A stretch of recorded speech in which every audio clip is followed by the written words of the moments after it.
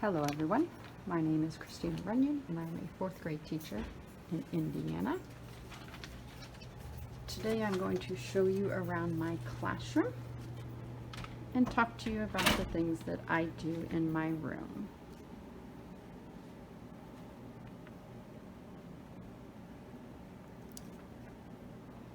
Students' desks in my classroom are always arranged in groups.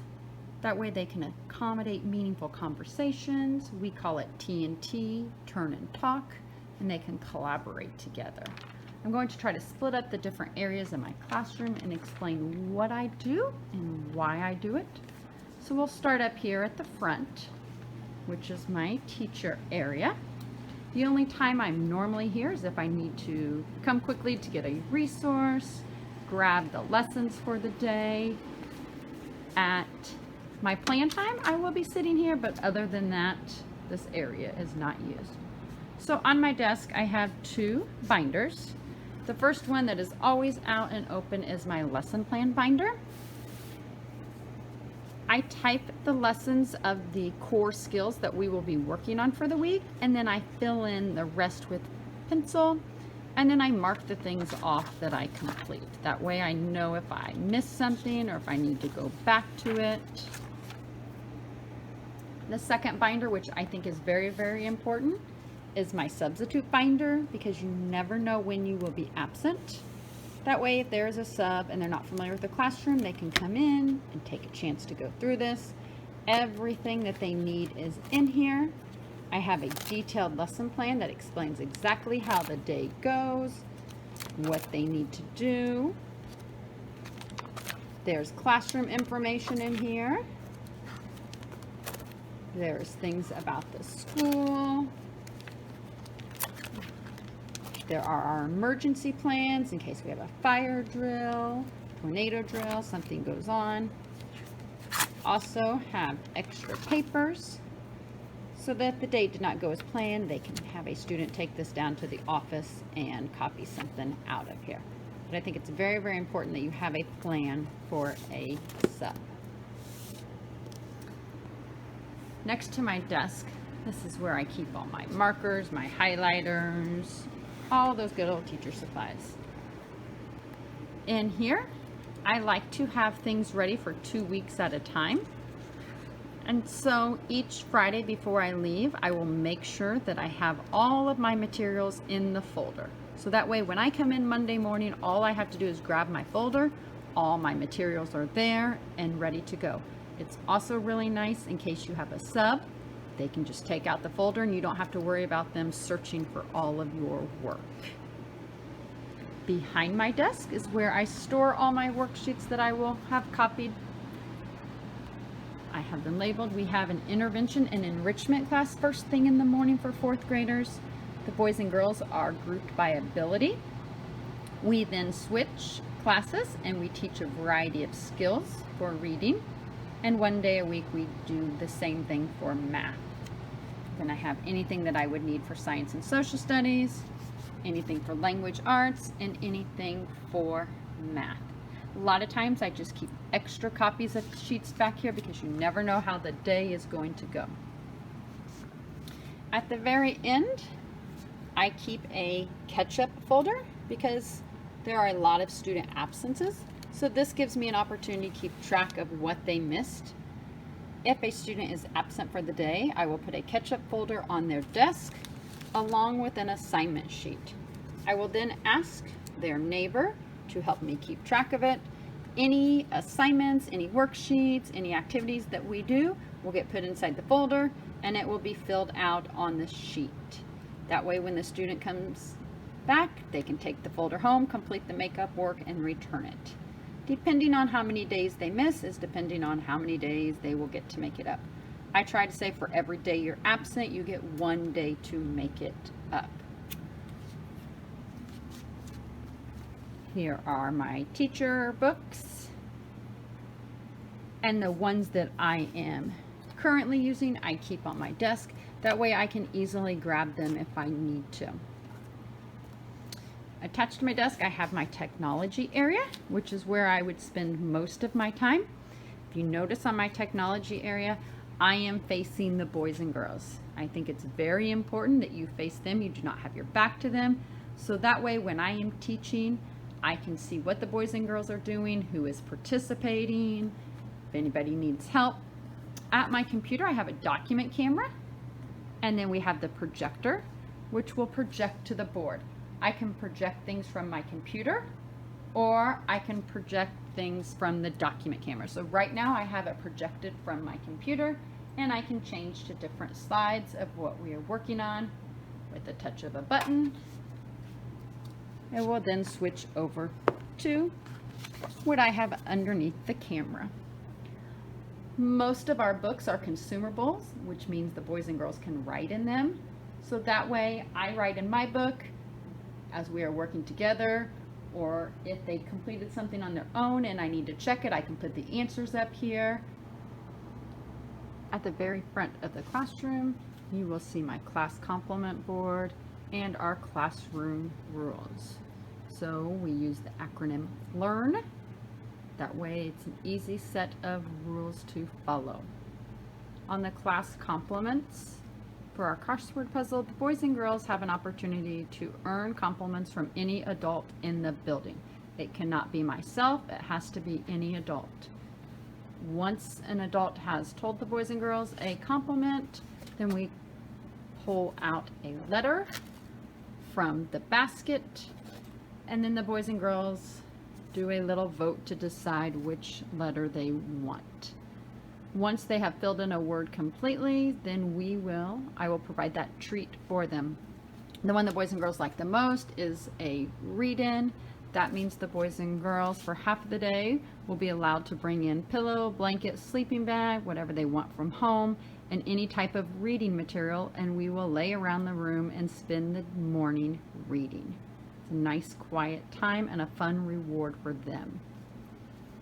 Next on my board is our special schedule of where we go each day, and then the times that we will leave the classroom. This prevents the boys and girls from always saying, what special are we going to, or encore class as we call it. What time is recess? When's lunch? I always tell them to refer to the board. The classroom objectives are always posted. This is what we are working on for the week. And underneath it is what I call my parking lot. There is a space for each student. Every student in my classroom is assigned a number at the beginning of the year. And we use this for a variety of reasons. One thing we do with it is after a lesson, if the boys and girls have a question, they can grab a Post-it and come put it on the parking lot. And then I will know who has a question and how to answer that. We might use it for just tell me something that you learned about the lesson. Tell me something you want to know more about the lesson. I use it every single morning for their morning message. So back to my technology area, when the boys and girls arrive each day, there is a morning message question for them. They answer whatever the question asks on a Post-it, and then they come and put it up on their parking space. This gives me an opportunity to quickly see who has answered the question, who has not. Once our morning announcements are finished, we will move our chairs into a circle and we will discuss our question. So each day I will have something different. So for example, Monday is always a Mindset Monday question. Tuesday, it's always Talk About It Tuesday. Wednesday is a Would You Rather. Thursday is It's Things Thursday. And Friday, we always do Brain Teasers. Next on my board, you will see I use anchor charts for our reading skills that we're doing. And we have our vocab words. So I call this our focus wall. These are the skills that the boys and girls are introduced to them on Monday. So Monday, I write these skills up here. We talk about what a problem and solution is, what are antonyms, fact and opinions, and then we write down little clue words to help them understand the meaning, and they can refer back to them all week long. Same thing for their vocab cards. And then here I have what I call it my Prove It. wall. So prove it statements are students need to understand the different types of questions. They need to know how to answer the questions. Some questions are right there in the text. Some require them to read and think, and others they just have to answer on their own.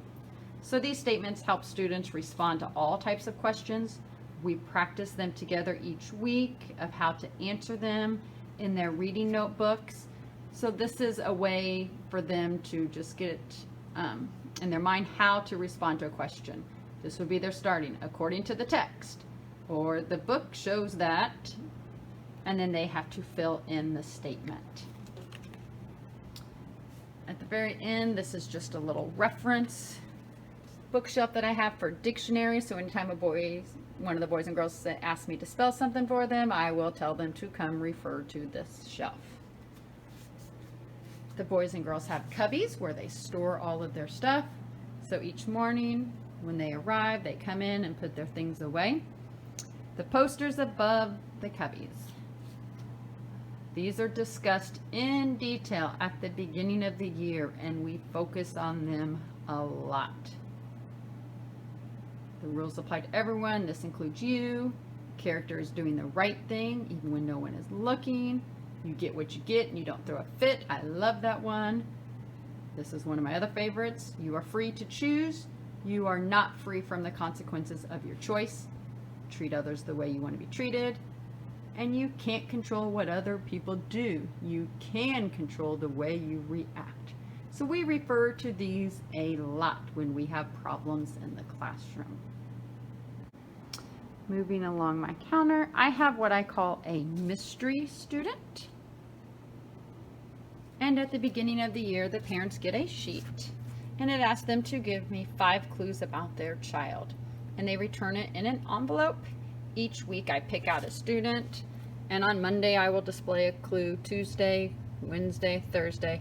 The 5th clue I will read out loud, and we will try to guess who we think that mystery student is. Once we have figured out the mystery student, that student becomes the student of the week, and they are allowed to bring something in to share with the class.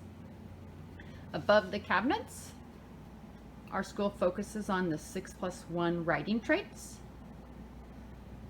So I have one for each trait. So when we're doing our writing lesson, we can always refer back to our traits and understand their meaning. When we go to the computer lab, the boys and girls have folders that they take. 4th grade focuses on our Indiana history. So they have a packet of Indiana history that they are required to look up at their own pace and do it as they can.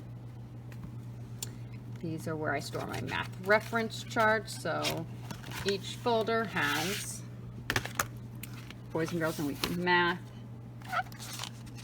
They have different reference sheets in here that they can use to answer questions. The back of the room is my classroom library. So the boys and girls do go to the library once a week, but we do what's called reading counts.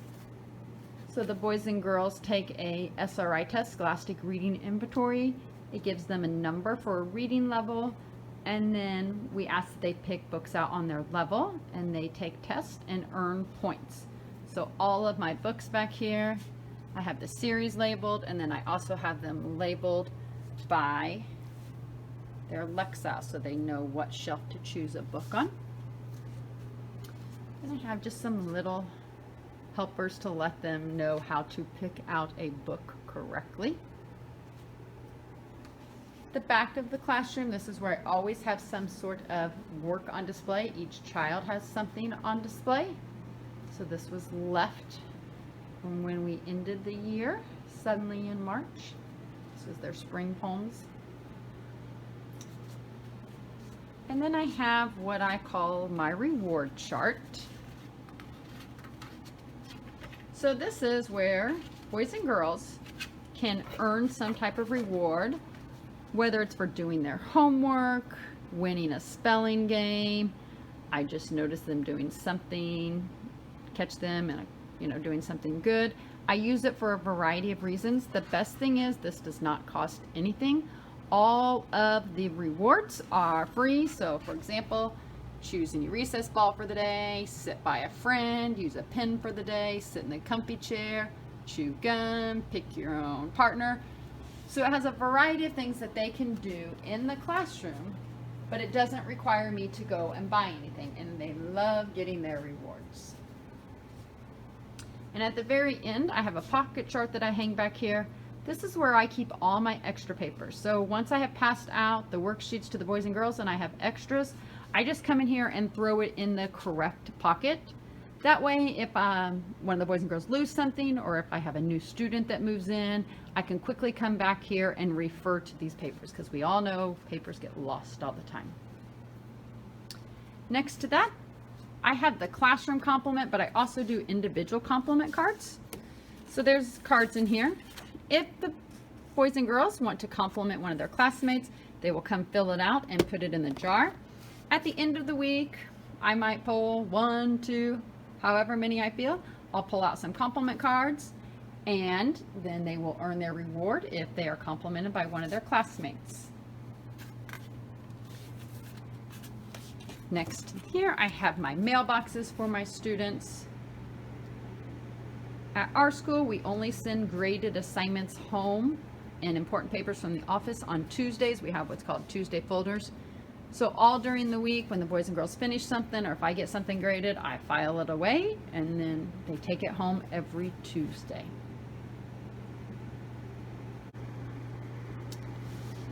Next, I have what I call my word study activities. The boys and girls have spelling words each week, but I like them to be able to choose an activity of their choice to do with their spelling words. So once a week, they will get their folder out, they will pick one of these activities. All the activities that are listed have a folder, and they will grab the sheet, and that way they know what to do. Once they've completed an activity, they color it, so that way each week they will be choosing something different to work on. I think the boys and girls like it because it gives them freedom. They have their own choice in what they're doing. This is where I have the boys and girls turn in their assignments. So I have 3 trays: math, science, health and social studies, and reading. So every morning when they come in, they will turn their homework into the tray. Back here, this is where I keep my stations. So once a week, we have our literacy stations, and we do them for an hour. So the boys and girls are in groups, and they will make it to each station. They have a writing station. Normally I will display a picture or give them some sort of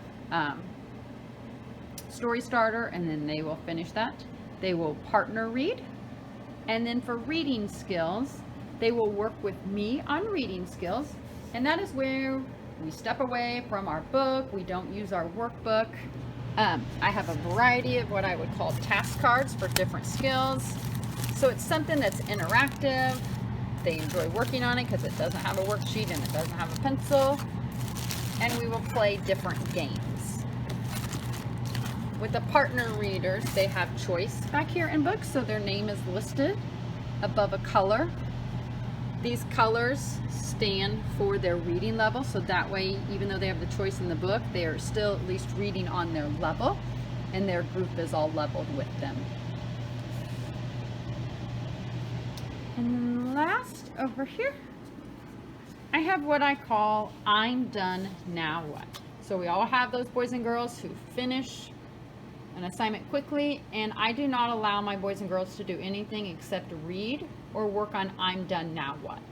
They all would love to draw, but I feel like they would rush through an assignment to get something done. So that way I know if they are working on something meaningful or just reading, then they will take their time on the assignment.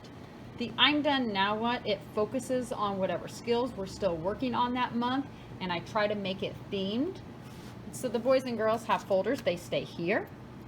If they finish, they come up and get their folder. Inside their folder is their choice board. Once again, I love that it gives them the freedom to choose what they want.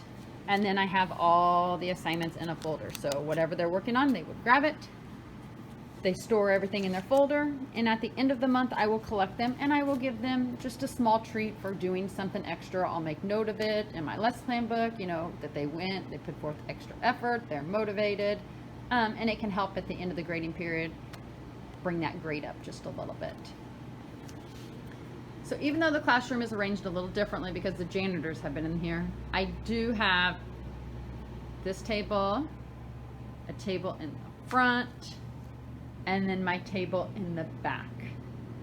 Once I have finished teaching, I will allow the boys and girls to go sit wherever they want. They are not required to stay in their desk. If they want to go sit on the floor, there's lots of floor space. If they want to go sit on one of these seats, they can sit in a seat, but it gives them the freedom to do what they want. So this is just a little overview of the things that I do in my 4th grade classroom.